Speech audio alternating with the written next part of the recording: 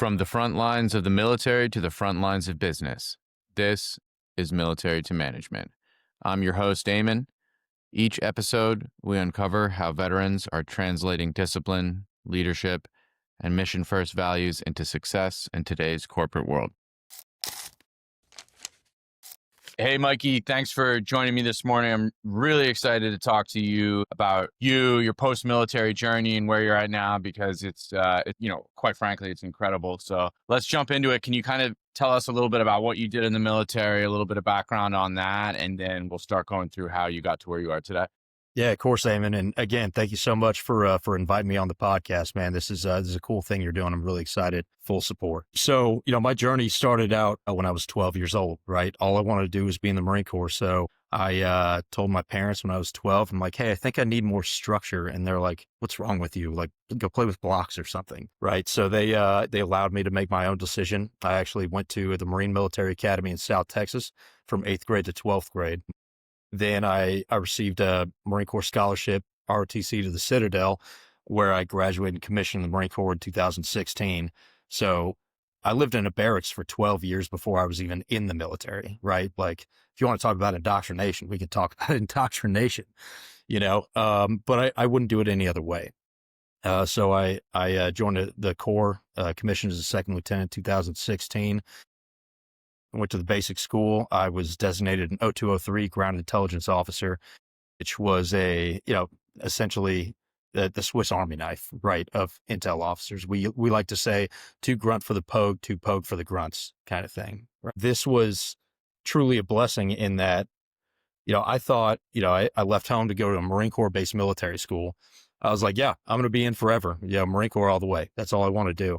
Having that kind of Swiss Army mentality of adapt and overcome whatever the circumstance, talk about a great stepping point for the entrepreneurial life and business. So I, going through, infantry officer course, scout sniper unit leader course, advanced water survival course, and ground intel course. I mean, that's 15 months right there. And on month probably 14 and a half, I got sent to the hospital where, I went to the ICU. They said, hey man, you've been type 1 diabetic for a year. You didn't want to come in. And I honestly, I thought it was just training grind, right? So I told them, hey, look, mama didn't raise no bitch. I'm here to do a job. And they said, well, that's cool, but you're non-deployable. You're not getting a platoon. And, after so long of having this one aim, this one goal, having that ripped away immediately, while it was crushing, I also specifically remember being in the hospital bed thinking, all right, like I can feel sorry for myself, but why?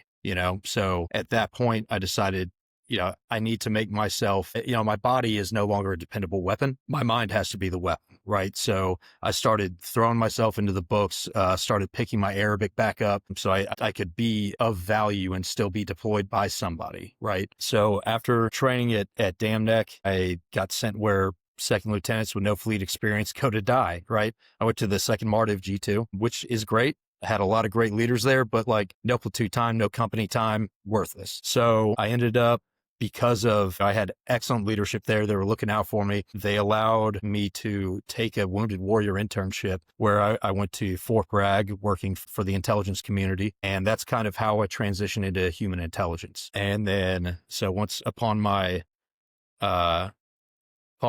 medical retirement, I started going to grad school. I was waiting on a federal offer, which I was hoping would come. Any listeners out there that are trying to join the IC, I'm telling you, put away about 2 years, but budget that away, go do something else for a little bit. Can you explain that? The waited 2 years. Tell us a little bit about that. That's probably super. Yeah, absolutely. So I was interning with a 3 letter up at Fort Bragg, and then I got out, and I was expecting, because I was used to, okay, here's where you're going, here's what you're doing. I got an excellent evaluation at Bragg, but I got out and it just treading water. So I thought, okay, I've got to do something. For a couple of months I did the retirement gig. I would go to Lowe's and price out lumber. I had no intention of buying. I would kick things to test their durability, stuff like that, but that gets old quickly. So I started going to grad school back at the Citadel, and then I got a job offer with Khaki doing human SIGINT targeting up in Charlottesville. So, just to keep my TS, my top secret clearance active, I took that, started working human SIGINT in Afghanistan.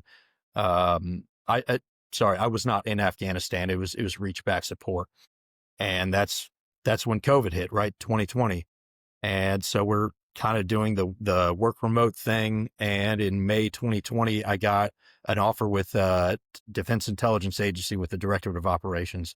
So I quickly switched over there, and I was with them for 5 years.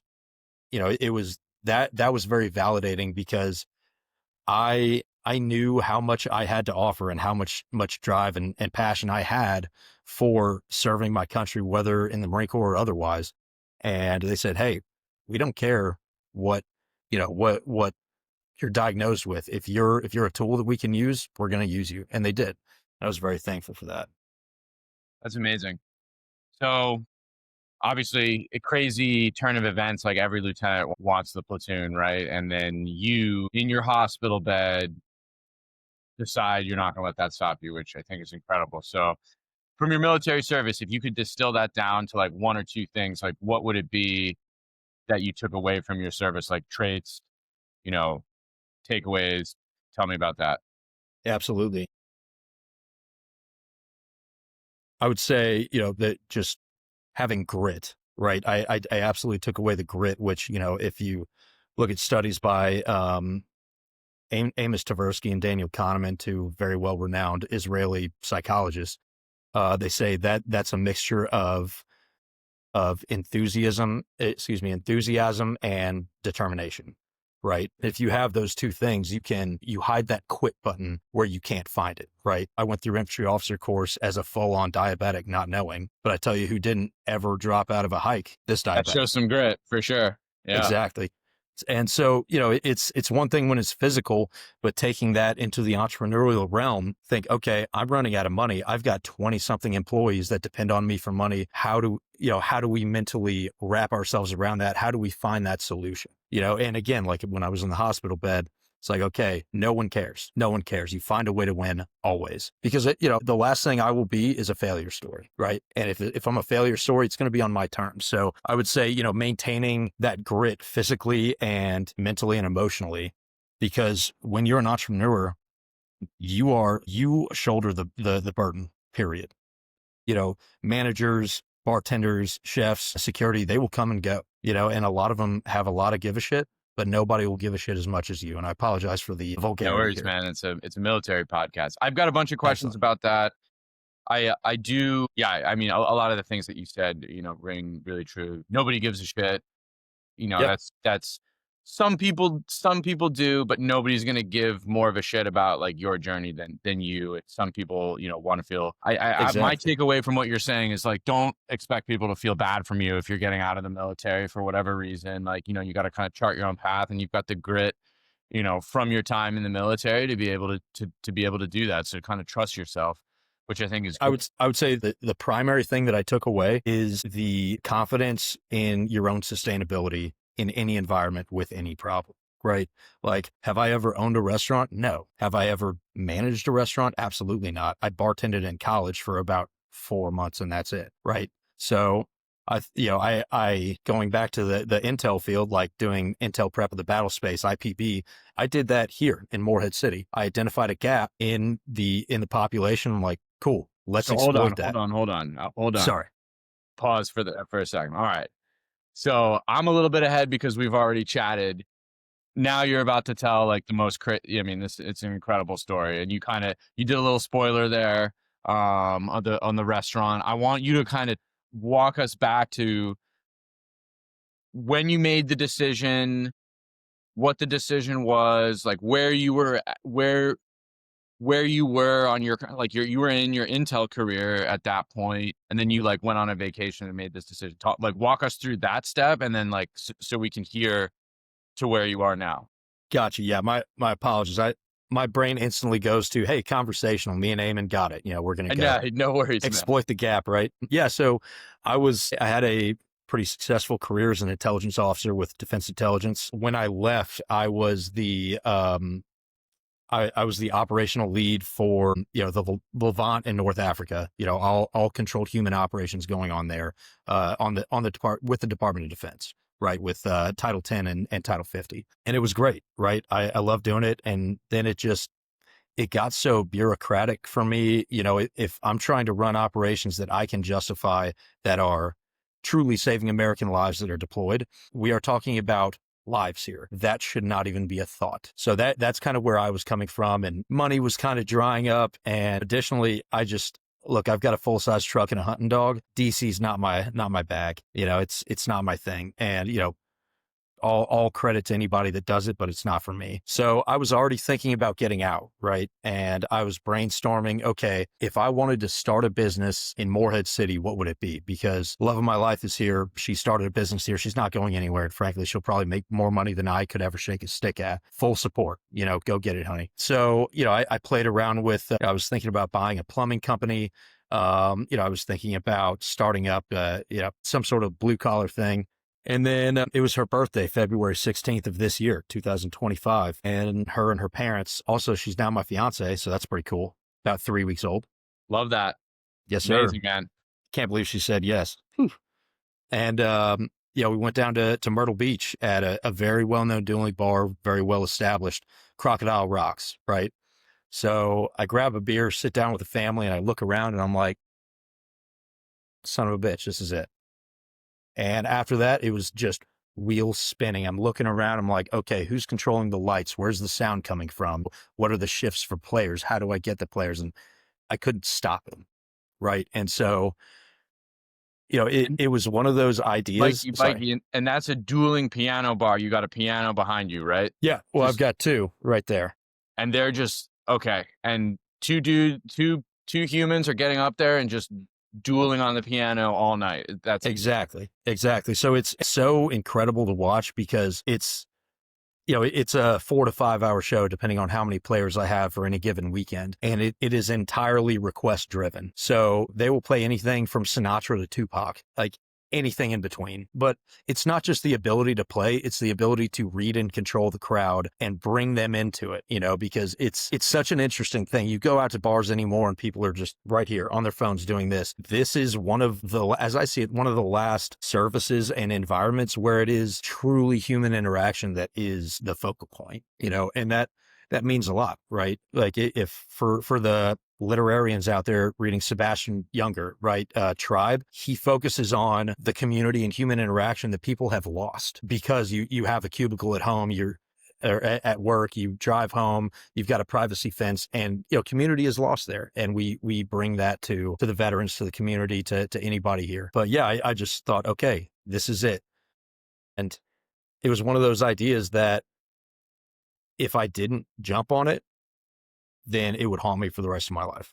That was the drive. So I quickly started huminting, right? As a huminter does, ABC, always be collecting. That's it. So I started building up networks of different players, different entertainment directors, different bar owners, until I was able to network with probably the top entertainment director in the country. He owns or is partial owner of two of the most successful dueling bars in the country, right? And so he took me under his wing. He's mentoring me. He helped me set up the sound system, which I've been told is one of the best sounding rooms in the country. And that's a big deal. But getting all these mentors, it was like February, March. And I said, yeah, I'm going to open Memorial Day this year. They said, yeah, try Memorial Day 2026. And I said, all right, we'll see. As we got closer to that date, every one of them reached out and they're like, son of a bitch, you're going to open Memorial Day, aren't you? And I'm like, yeah, sure am. So it goes back to that grit and that confidence, just in yourself, to go into an unknown environment in the gray and, identify your way out. So it's incredible to come up with the idea to launch a business and then launch a business in that short amount of time, especially a business with so much overhead. Like you need to get a space, you need to get pianos, you need to get staff, you need to put like processes in place. You probably need to there's a million other things that I'm not thinking about that you had to go through. What was it like after you made that decision and leading up until the launch? Like, what was your life like? Was it, chaos? Yeah. Tell me. Chaos.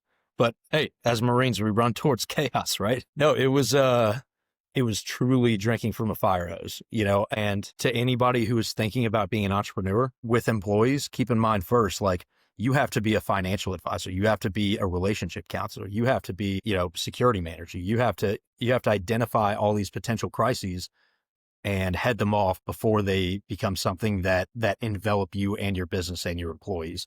But the good thing about that is sounds very familiar to being an officer in the Marine Corps, right? Because you have to do all these things for your Marines. So that translated pretty well, to be honest. Awesome. Now, it's not Memorial Day anymore. It's a little bit past Memorial Day. Was it the right decision to go Absolutely. for it?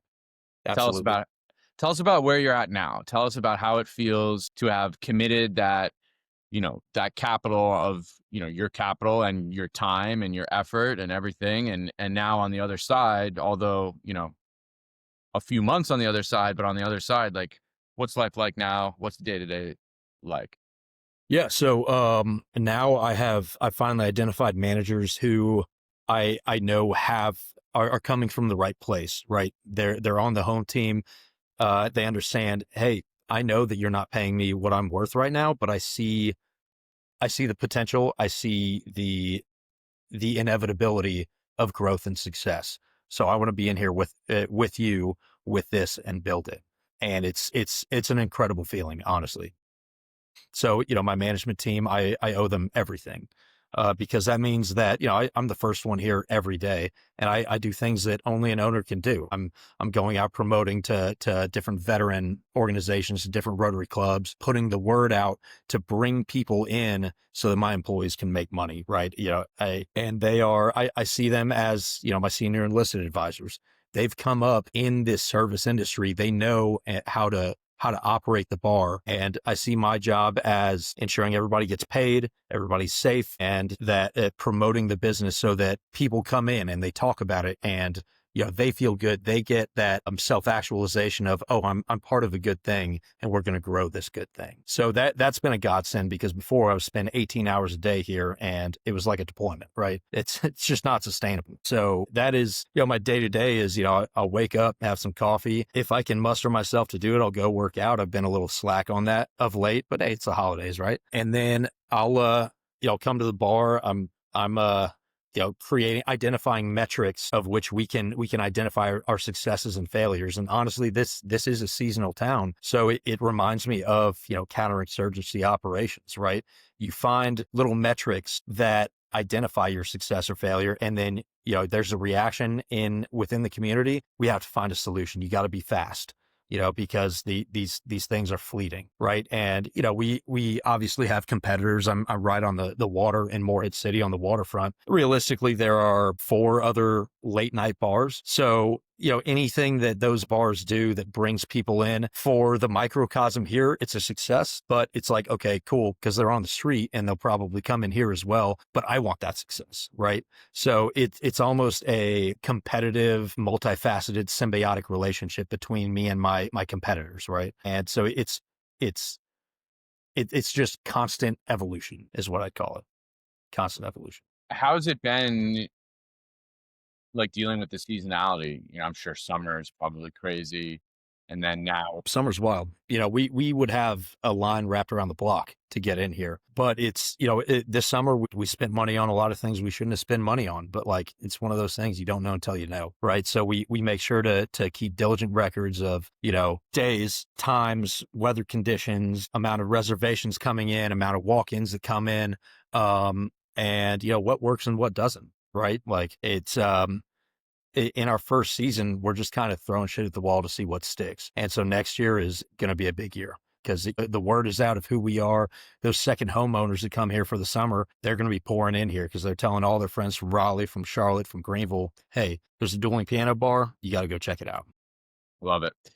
So you kind of touched on, what my next question is going to be. Are you tracking any metrics specifically, like key performance indicators? Like, is there any like main metrics that you're tracking that is indicative of the success or areas of opportunity in your business? Absolutely. So I've got 2 primary ones that I focus on. One, I've got reservation and seat yield. So that takes the amount of reservations that we have, how many people show up for those seats and what the profitability percentage of that is versus your walk-in yield of, how much are we depending on these reservations? What is the ideal amount of reservations for walk-ins versus walk-ins or standing room folks? And then rejiggering the floor plan or the cover charge on certain days or certain times to get that best mold, that best mixture of reservations and walk-ins, right? So that's primarily what we're working on, is identifying the golden ratio is what I would call it, right? And that's the first two indicators that like we have organically come out with and that we're tracking. But other than that, it really just comes down to money because it is a business, right? And so, looking at trying to get younger crowds in here. Okay, what gets younger crowds in? This kind of music, these drink specials, these food specials. And so just learning the environment, kind of what I got into previously, little cart before the horse kind of thing, right? Was doing your intel prep of the battle space. How many people are in residence here seasonally versus non-seasonally, right? How much that blows up in the on season and what we can do to cast that net and drag people in here. Love it. Where do you see yourself in this time next year? Where do you want to be? Where's the bar going to be? What are the goals? I'll be on a yacht in the South Pacific. I'm just kidding. No, I see the business growing, the employees that we have really building, kind of legacy employees that want to be here and that want to build the business and eventually expand, right? This time next year, we'll pass that 1 year mark where I think 80% of service industry businesses fail within a year. That won't be us, first of all, but it's going to be less of a clunky learning cycle of operations and rather more of a smooth cycle of operations that we know what's coming, we know what to prepare for, rather than having a meeting 2 weeks out of a big event. We've already got it in the books, right? We're good. At that point, we just have to make the orders, staff it, and advertise it. So it'll be, and like I said, this year was the learning year. And so next year with those lessons learned, it'll be a very smooth operation. Nice. If there's one thing, one obstacle, one opportunity that you could wave a magic wand and just fix, what would it be? Only one? Yeah, just one.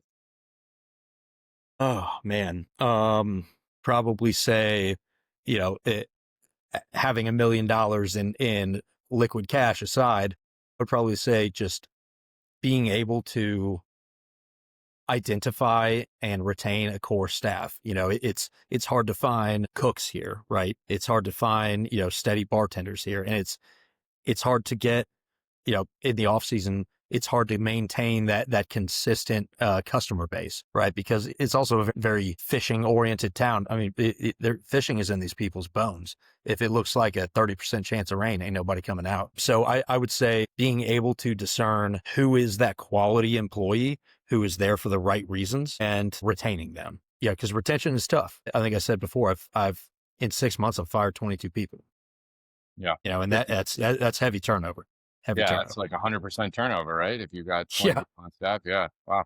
There's not a single person here who started here at this point. But frankly, that is this area, that is service industry. And nobody lied to me about that. They said, look, you're 6 months, you're not going to have anybody from your original staff. And it's true. But you're able to sieve out what you need and what you don't need in a new business. If I could solve any problem, snap my finger, be like, boom, okay, all my employees are exactly who I want and exactly who's going to stay here.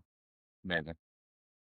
All right. So ton of great nuggets, feedback, advice, things that people who are thinking about getting out of the military or people who recently got out, or even people who got out 10 years ago and want to take that plunge into entrepreneurship can think about from this. But if you could give one piece of advice to either a veteran or somebody who's on active duty who might want to start their own business, what would that piece of advice be? And how do you tie that to what they might have learned in the military? Pretty ubiquitous saying in the military, right? 70% solution. Fortune doesn't favor the timid, right? Like anybody who's done Marine Corps planning process, intel prep of the battle space, whether you're given 6 hours or 6 months, you will fill up that time and you will never feel like it was enough time, right? If you have an idea, I would say, have the audacity to pursue it. If it's an idea like when I had that light bulb moment I had at Crocodile Rocks down in Myrtle Beach, right? Pursue that. Have the audacity and the ambition to pursue and achieve that aim. And, I've talked to aspiring dueling piano bar owners that say, in 2 years, I want to be where you be. It's like, cool. I gave myself 3 months. It was not enough time. 2 years, still not going to be enough time. But I told myself, look, I'll be damned if I miss the busy season, because that's where I will get my survival money, right? You're never going to have all the answers. And again, anybody who's gone through the planning process knows that. But that's where that confidence in yourself and your ability to maintain an operation autonomously in an environment that you don't really know, that's where that comes to play. Or just have confidence in yourself that you will come up on challenges that you don't know, but that you have the tools to find a solution for. Don't focus on the 100%. Just have the confidence in yourself to achieve the objective. Incredibly insightful and incredibly well said. Mikey, if somebody wants to look you up or find your bar, how do they do it? So we're on Instagram and Facebook. Our Instagram handle is at Rock the Dock MHC. That's Morehead City, so Mike Hotel Charlie. You look up Rock the Dock Dueling Piano Bar on Facebook, or you can email me directly at rockthedockmhc@gmail.com. Happy to help anybody. Amazing, man. Thanks for taking some time to talk to me this morning. I wish you nothing but success. Next time I'm down in North Carolina, I'm going to come hit that bar for sure. I appreciate your time today, man. Semper Fi. Eamon, thank you so much. Semper Fi, brother. Thank you to our guest for sharing their journey from the military to corporate leadership. We'll be back soon with more stories of veterans proving that success doesn't end with a uniform. It begins a new mission. This is Military to Management with your host, Eamon.